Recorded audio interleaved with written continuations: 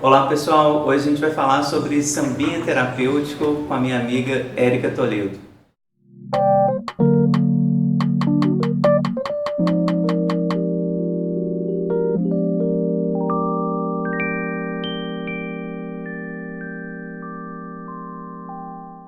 Érica, já que chegaram as férias, né, a gente vai dar uma pausa no acadêmico pesado aqui do canal e estou muito feliz com o convite que você me fez para a gente conversar sobre sambinhas terapêuticos e psicanálise de samba. Que história que é essa? Psicanálise dá muito samba e o samba dá muita psicanálise, né? De vez em quando eu tô lá na minha casa, eu ouço samba pra fazer faxina, que funciona muito bem, né? Dá aquele gás. E aí eu fico ouvindo as letras do samba e pensando, gente, mas essa pessoa tá precisando de uma terapia.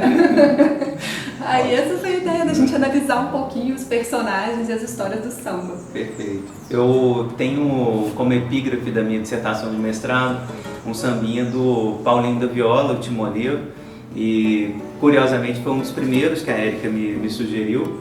Então a gente vai ouvir um pouquinho, vai conversar sobre ele, né? O primeiro sambinha então dos sambinhas terapêuticos, conversa sobre psicanálise e samba, Timoneiro do Paulinho da Viola. Não sou eu quem me navega, quem me navega é o mar. Não sou eu quem me navega, quem me navega é o mar. É ele quem me carrega, como nem fosse levar. O que te traz o sambinha, Então, o modo de operar, né, do mar. Primeiro, eu acho que mar e inconsciente é uma associação que é feita há muito tempo, né, Fábio? Assim, até historicamente, na literatura, academicamente, não é o mar e o inconsciente, né? Sim. O mar que é esse escuro, que é esse mistério, que a é esse... mãe. A mãe. Mer. Até em francês a gente tem isso, assim, mer e mer, que é a mesma homofonia. E os franceses exploram muito isso. Fora essa coisa meio junguiana, simbólica, das profundezas, dessa coisa incontrolável, né, de ser absolutamente gigantesco diante da gente, né? Tudo isso acabou fazendo com que o mar fosse mesmo uma metáfora para o inconsciente, para o mortífero, para a mãe, para um certo retorno às origens. É o que engole e Isso. pro que arrasta. Total. Né? Assim, o Paulinho da Viola não estava falando sobre o inconsciente, né? Ele estava falando de umas forças que arrastam a gente na vida, ele não nomeou como inconsciente, né? Total. Mas esse é o modo de operar do inconsciente, né? É ele que me carrega como se nem fosse levar, quer dizer, carrega sem a gente perceber. Perfeito. Quando a gente viu é tarde demais. Geralmente quando a gente se dá conta do inconsciente é a posteriori, né? Eu acho que eu gosto muito desse samba exatamente, primeiro porque aponta para a prioridade, a primazia dessa alteridade que é o inconsciente, né? Segundo, porque mostra pra gente essa temporalidade do reconhecimento do inconsciente, né? É sempre depois, né? Na hora que a gente vê pra onde a gente estava indo, a gente já foi. A gente já foi e a gente consegue explicar depois, mas durante a coisa a gente não vê e não viu, né? Como se a gente tivesse sendo levado efetivamente por uma maré, que a gente está ali, inclusive às vezes de boa, né? Às vezes numa sensação muito boa. Isso vale tanto para o bem quanto para o mal, né? Por que a gente se apaixona por alguém, né? Tá gostoso, Tá né? gostoso, Tá tá indo. indo. De repente a gente viu coisas que não via antes, né? Da mesma forma, por que a gente está repetindo um sintoma que a gente não quer repetir, que a gente está dizendo pra gente que a gente odeia repetir, mas mesmo assim a gente repete, né? Então acho que essa prioridade do inconsciente é muito, muito bem retratada. E o aqui. tamanho, né? Porque assim, nosso tamanho sempre é menor do que o tamanho do mar, né? Isso, sempre. Todas as representações gráficas do Freud, né, ele insiste muito nisso, assim, a representação gráfica do aparelho psíquico, como o eu bem pequenininho e o inconsciente, né, o id, sempre muito grande, muito maior do que o eu. É importante lembrar essa discrepância de tamanho. É uma luta injusta. É muito injusta. É melhor admitir que a gente é menos, que a gente é menor, do que ficar tentando, né, ser o senhor da sua própria casa. Aliás, uma das grandes metáforas que o Freud faz com relação ao inconsciente é o Zuiderzee, né, que é aquele trabalho civilizatório de um aterramento, né, de uma parte, né, se não me engano, em canais da Holanda, Zuiderzee, que eles aterraram esse Zuiderzee e o Freud está dizendo, olha, Esse é o trabalho civilizatório, esse é o trabalho de análise também. O eu ir tomando, né, o lugar do id. Onde era o isso, lá deverá estar o eu. E aí o Freud usa essa metáfora do mar, né? Essa metáfora do aterramento do mar. Mas olha que trabalho injusto. Né? Que a gente nunca vai chegar, né? Nunca. Agora, esse modo de operar é que é difícil da gente ir ficando consciente dele, né? E falar, olha que é o inconsciente me arrastando, né? E o que, assim, que as pessoas mais percebem é o ato falho, né? Isso. Aquela hora que a gente não queria dizer, a gente não estava nem pensando e escapou, Total. né? Total. Né? O lapso, esquecer o nome da pessoa que você não podia esquecer, esquecer o encontro marcado, trocar o nome, o que é pior. Trocar o nome é o mais terrível, né? Aí assim, você só tem que pensar assim, trocou aonde, em qual circunstância, Isso. né? Se você trocar o nome lá do parceiro na hora do chamego, vai dar problema. Mas se você trocar na hora da raiva... É até razoável. É até razoável. Você lembrou do outro que tinha raiva e tal, né? Mas tem outras horas também que é esse movimento. Então, assim, tem esse movimento muito pontual do ato falho, mas tem um movimento que é um movimento uma vida inteira, né? Então, eu penso em casos assim, por exemplo, que a pessoa passou uma privação lá na infância, já construiu uma vida material boa, sólida, tranquila, e ela continua se sentindo e agindo e sendo arrastada por esse mar inconsciente de continuar achando que ela precisa garantir mais, trabalhar mais, conseguir mais. Quer dizer, tem uma coisa ali, tem um mar ali dentro, de pobreza, né?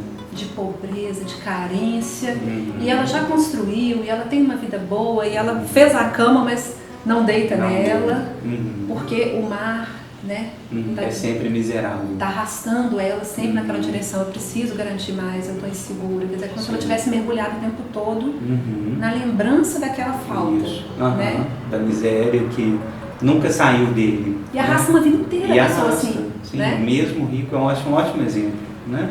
Mesmo rico, mesmo tendo grana, mesmo podendo descansar, o sujeito está ali como se efetivamente estivesse num barquinho, no mar de miséria, né? E não consegue sair. É ele que me carrega. É ele que me carrega. Né? E vai me movendo a vida da gente e tal.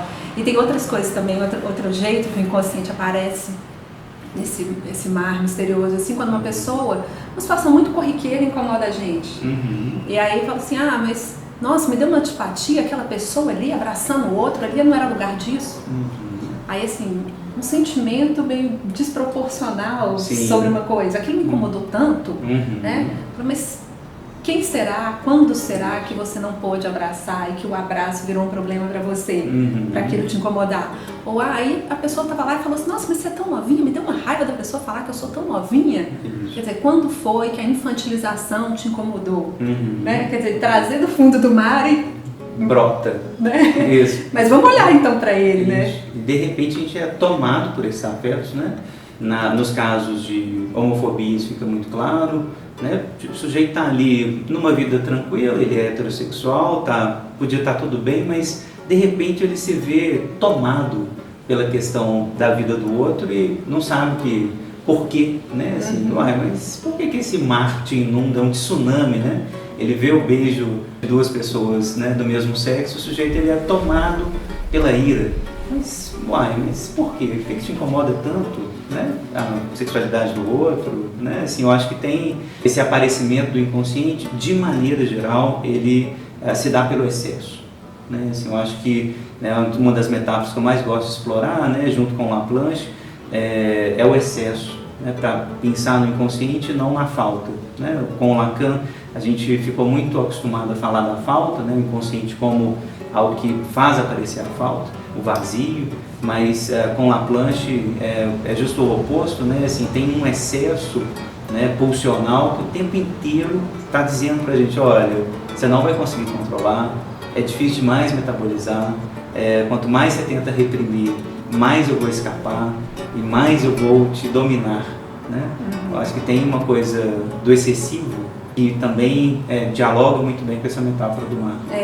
Quando você falava eu pensei assim, né? Tem falta, né? Tem buraco, né?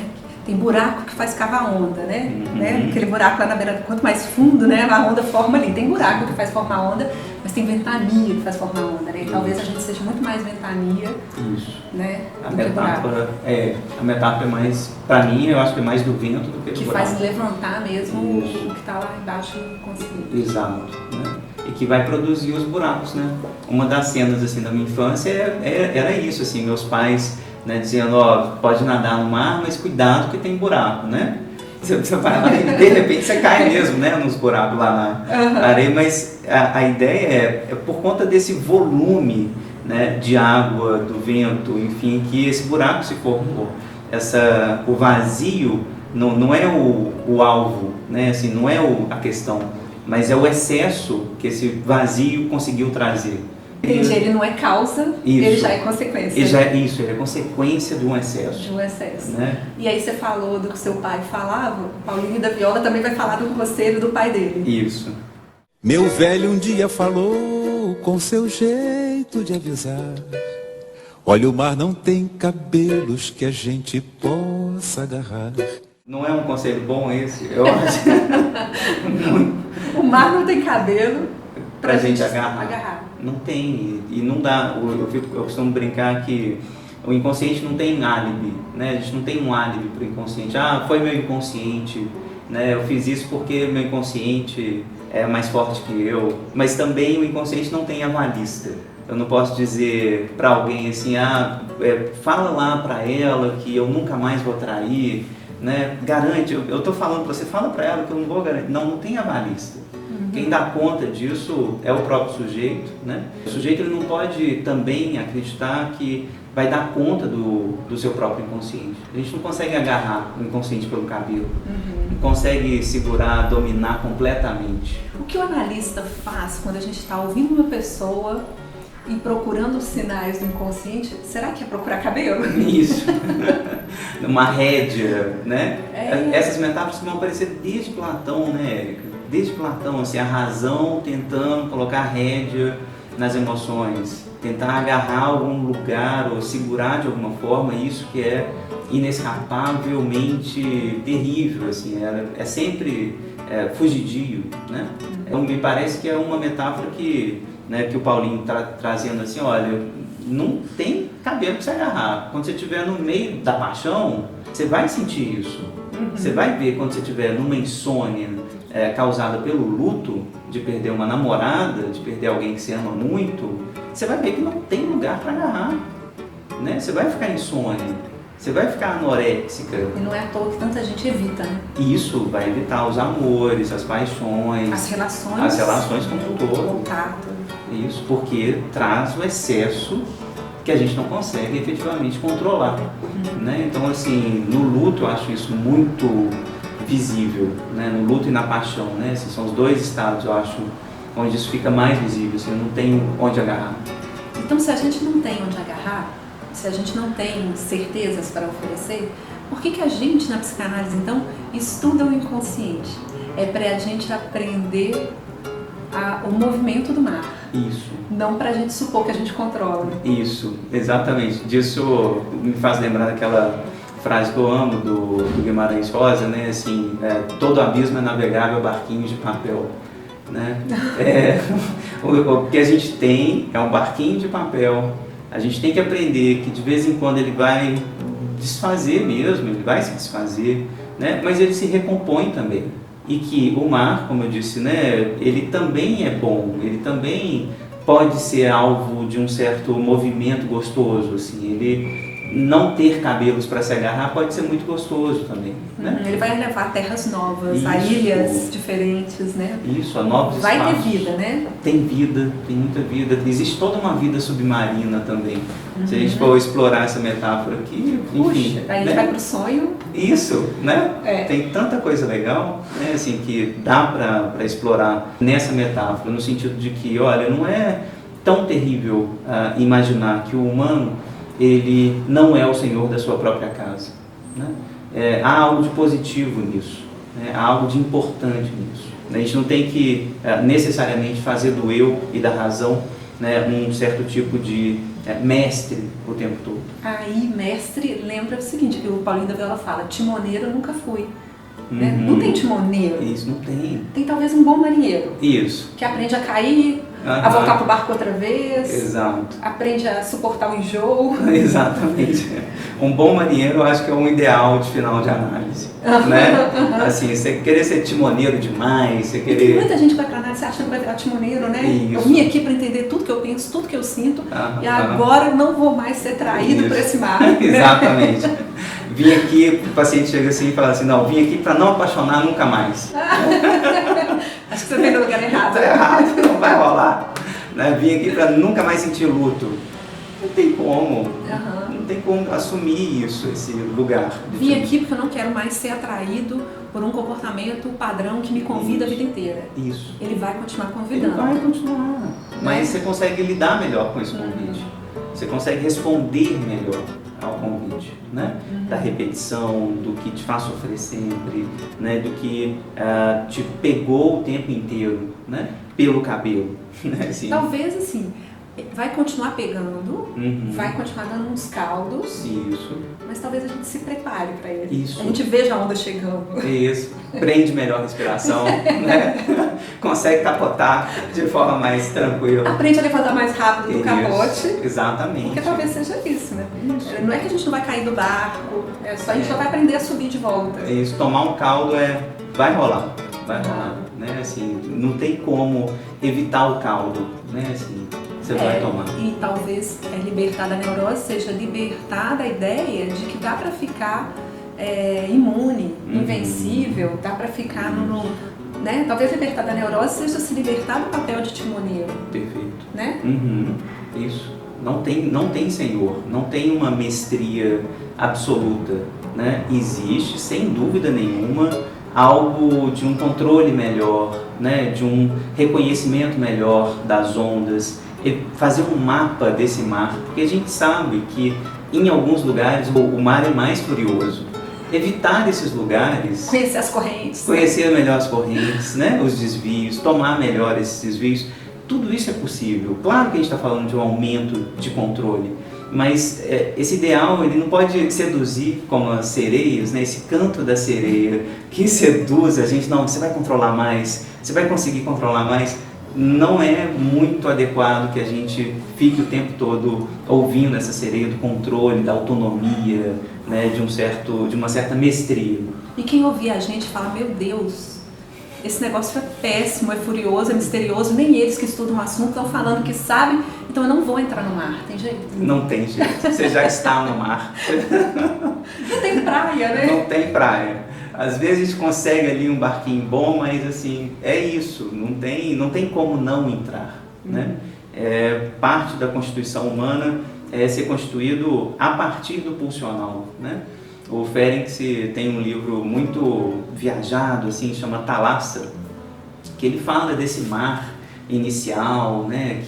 De onde vem a humanidade, de onde vem todos os seres e tal. Eu gosto dessa metáfora, né, não no aspecto biologicista que ela tem, mas nesse aspecto de excesso que ela traz, né? Assim, o Thalassa é esse mar inicial do qual a gente tem que sair e que a gente consegue sair em alguma medida.